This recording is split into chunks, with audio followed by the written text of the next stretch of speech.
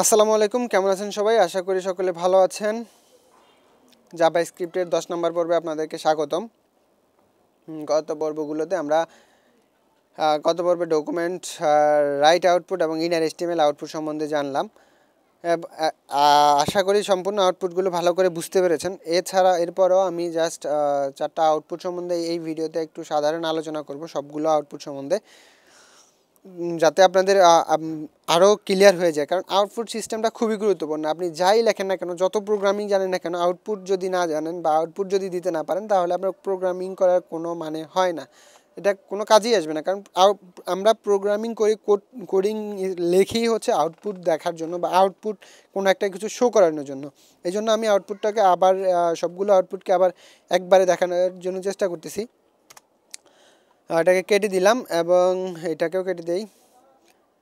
কেটে দিয়ে আমরা এতক্ষণ লিখলাম কি, ইন্টারনাল জাভাস্ক্রিপ্ট লিখলাম। আজকে একটু ইনলাইন জাভাস্ক্রিপ্ট লিখবো। ইনলাইন জাভাস্ক্রিপ্ট কীভাবে লিখতে হয় জাস্ট আপনারা শেখার জন্য, এটা ব্যবহার হয় না বললেই চলে, জাস্ট সিস্টেম আছে, আপনারা শিখে রাখলেন, এটাই হচ্ছে কথা।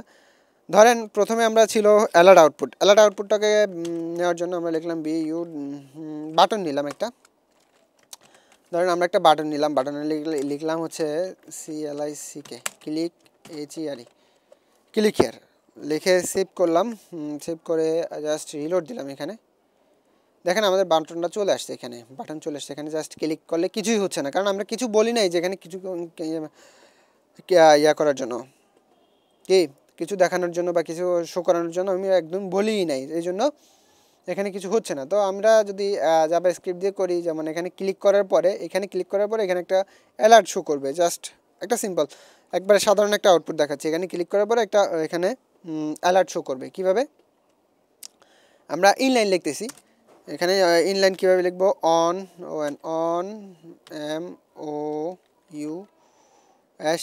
MOUSE, on mouse click, CLICK, on mouse click কি হবে? অ্যালার্ট করবে, ALERT, অ্যালার্ট করবে কি? Hello, HELLO, hello.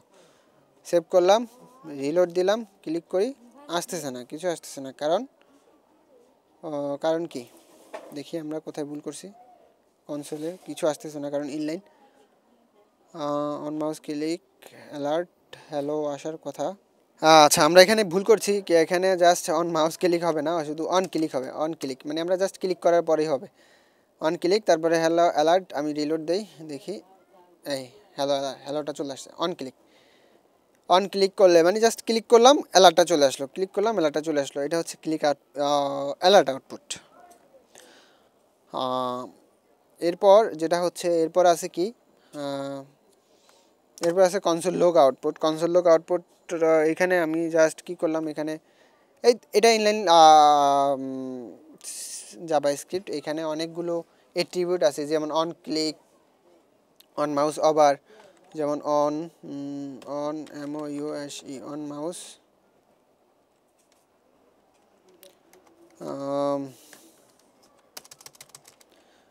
On MOUSE, on mouse OVER, on mouse over করলে কি হবে? অ্যালার্ট দিবে একটা।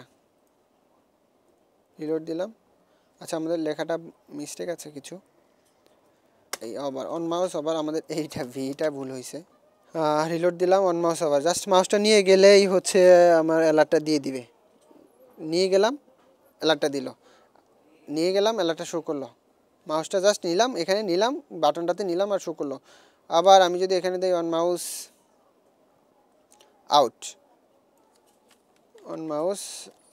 আউট, রিলোড দিলাম।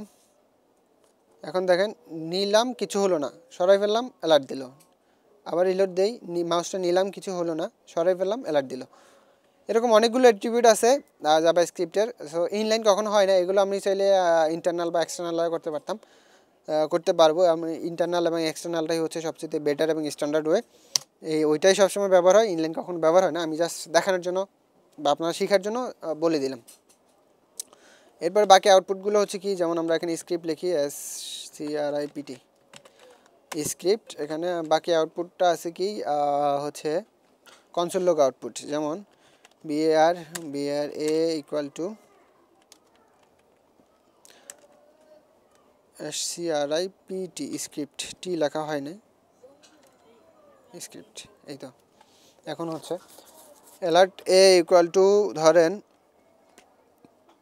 এ ইকুয়াল টু হচ্ছে স্ট্রিং লিখি এখানে Riaz RIaz a equal to Riaz and এখানে শেষ করলাম var v ইকুয়াল টু হচ্ছে কি আমার লাস্ট নাম হচ্ছে হোসেন বা ফ্রিল্যান্সার লিখলাম হচ্ছে FREELANCER ফ্রিল্যান্সার। হ্যাঁ, তো এখন এখানে এলটাকে যোগ করতে পারবে দেখি, আরেকটা নিলাম var জাস্ট সি নিলাম, আমরা ইচ্ছা মতো ভেরিয়েবলের যে কোনো নাম নিতে পারি, আমরা জাস্ট সি নিলাম, নিয়ে লিখলাম কি a প্লাস বি নিলাম, নিয়ে জাস্ট এখানে কনসোল লগ করি CONSOLE console dot log log কী করবো সিটাকে কনসোল লগ করবো, শেষ করব, ওপেন করব, রিলোড করব, পেজটাকে রিলোড করে এই দেখেন ফ্রিল্যান্সার রিয়াজ চলে আসছে। তো এখানে একটা মাঝখানে স্পেস দেওয়া যেতে পারে, স্পেসটা কোথায় দিব, আমরা স্পেসটা চাইলে এখানে দিতে পারি, এখানে একটা স্পেস দিয়ে যদি আমরা সেভ করে রিলোড দিই ফ্রিল্যান্সার রিয়াজের মধ্যে মাঝখানে একটা স্পেস চলে এসছে দেখছেন, এই যে যেমন স্পেস চলে আসছে। আমরা এই স্পেসটা এখানে না দিয়ে আবার এখানেও দিতে পারি। এখানে কিভাবে দিব, এখানে দেওয়ার জন্য যেমন এটা আমাদের একটা ভেরিয়েবল নেম, এটা কোনো স্ট্রিং না। এখন এইখানে যখন ভেরিয়েবলের পরে আসে এটা কিন্তু ভেরিয়েবল নেম, এটা কিন্তু স্ট্রিং না। এখানে যখন কোটেশনের মধ্যে আসছে সেটা কিন্তু স্ট্রিং। ঠিক এটা এটা একটা প্রোগ্রামের অংশ, যেমন এ এবং বি এবং সি এগুলো হচ্ছে একটা প্রোগ্রামের অংশ। এখন এটা কিন্তু স্ট্রিং না, এটা হচ্ছে ভেরিয়েবল নেম। সো এটা একটা কোড রান করে, এটা কিন্তু এই স্ট্রিংটা রান করে, এই বিটা কিন্তু এই স্ট্রিংটা রান করে, এই সিটা এই টোটালটাকে রান করে। ঠিক এগুলো একটা প্রোগ্রামের অংশ। তখন আমি যদি এইটার এবং এইটার মাঝখানে একটা স্পেস আনতে চাই বা যে কোনো কিছু দিতে যাই, তখন কি করব, আমরা জাস্ট প্লাস দিলাম, প্লাসের পরে একটা কোটেশন দিব, কোটেশন দিয়ে জাস্ট একটা স্পেস দিব, আবার এই পাশে একটা প্লাস দিব, এই পাশে একটা প্লাস দিব। তো এই পাশে প্লাস দিলে মানে এখানে মাঝখানে দেখেন এই পাশে একটা কোড আছে, আবার এই পাশেও কোড আছে, মাঝখানে একটা কি স্ট্রিং আছে। এই জন্য এই কোডটাকে এইটার সাথে এই স্ট্রিংটা যোগ হলো, স্ট্রিংটার সাথে আবার কোডটা যোগ হলো। এটাই হচ্ছে সিস্টেম, এবং এটা আমাদের ইন ফিউচার আরও কাজে লাগবে, আরও দেখাবো। এটা জাস্ট দেখে রাখেন। এখন দেখেন সেম কাজ করছে, স্পেসটা কাজ করছে। আমি যদি এখানে দিয়ে দিই আরেকটা কিছু লিখি, যেমন এখানে লিখলাম হচ্ছে হবি লিখি HOVY হবি ইকুয়াল টু হবি কি, হবি হচ্ছে ভি যেটা আছে এটা, অ্যান্ড আমি এখানে লিখলাম হচ্ছে আরেকটা কোটেশন দিয়ে লিখলাম হচ্ছে নেম। এই যে নেম লিখলাম, নেমের পরে কিন্তু আমাদেরকে এখন একটা এই স্ট্রিংয়ের পরে কোডটাকে যে একটা কোড আছে, যেমন এখানে একটা ভেরিয়েবল নাম আছে, এটাকে যোগ করার জন্য একটা প্লাস চিহ্ন দিতে হবে। তো প্লাস চিহ্ন দিলে এখন নেম লিখলাম, নেম লিখে এটা দিলাম, এটা দিয়ে একটা স্পেস দিলাম, প্লাস চিহ্ন দিয়ে আমি জাস্ট এটাকে রিলোড দিলাম। এখন দেখেন কনসোল লগে যেমন নেম রিয়াজ হবি ফ্রিল্যান্সার বা ফ্রিল্যান্সিং, যেটা হবির পরে দেখেন এখানে একটা স্পেস দিয়ে দিলে আমরা হবির পরে একটা স্পেস পাবো। এই আশা করি কনসোল লোগো বুঝতে পারছেন অবশ্যই। এখন আছে ডকুমেন্ট রাইট।